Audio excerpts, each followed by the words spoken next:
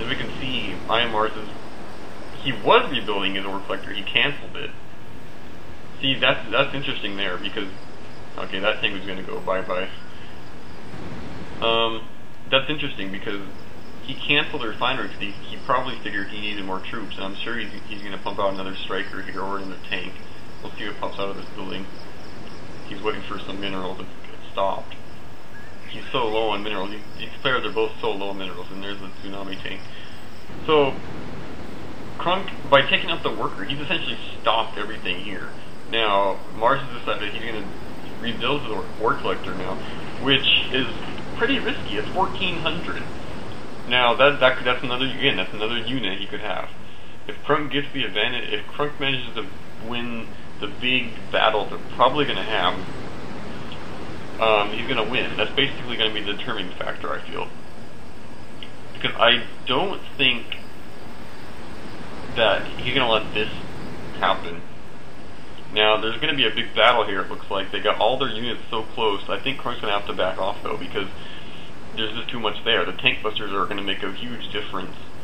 And meanwhile, Crunk managed to get a Shinobi out. He upgraded his dojo. And Shinobis are just so brutal against infantry. They're pretty much just the assassins, if you will. So, oh wow, okay, so Mars actually sells. Or I didn't see what happened there, but I think he must have sold this and canceled the refinery, because they're just getting harassed by this. And you know, the dojo, you know, since Mars's ore refinery basically failed, I don't know if he got any minerals out of it. He might have got 250, I'm not sure, because it went up and it was immediately harassed. Then it had to be sold. So I don't know if he got any benefit out of it at all. So the army advantage right now, I don't know. It's so small. I mean, it's hard to say who has more forces.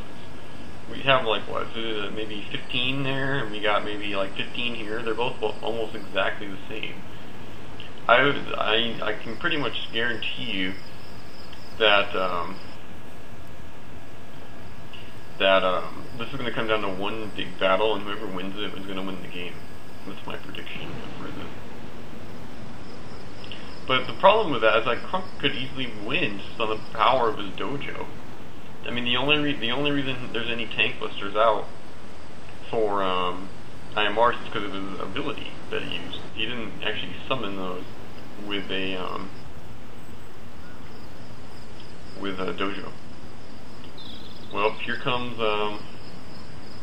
Crunk. He's going to do a push, and this is going to be it. This is going to be the determining factor in the game right here.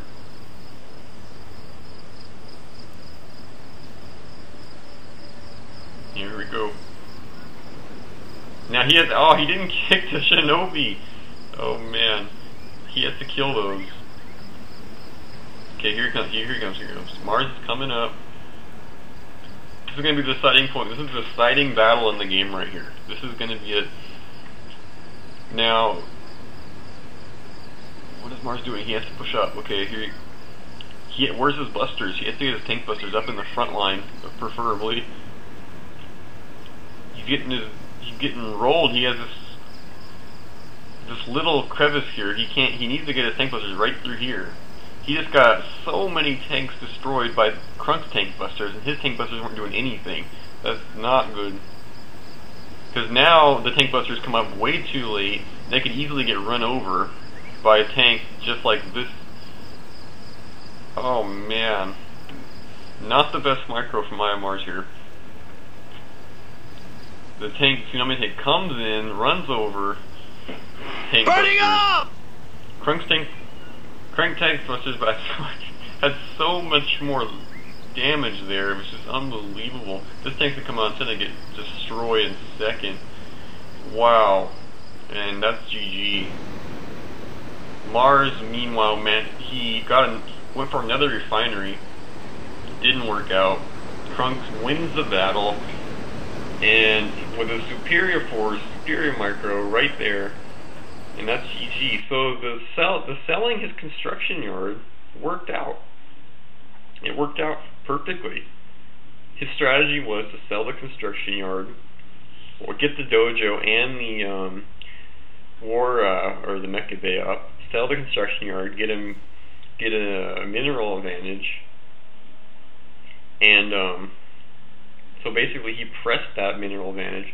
He made sure none of the oil derricks were working. He destroyed both of those. Stopped all mining at the third base. So he basically even though he sold his construction yard, he forced his opponent to not be able to expand, and he also had forced them to basically not be able to do anything except for to try and keep up on units, which he couldn't do because of the dojo. And because of the not to mention the extra minerals from selling the construction yard. So, good play. I mean, I think he played that good. That was a good strategy. And it'll be interesting to see more Empire versus Empire, since that's probably going to be the most common matchup now in this patch, at least for right now, because everyone thinks Empire is the new imbalance.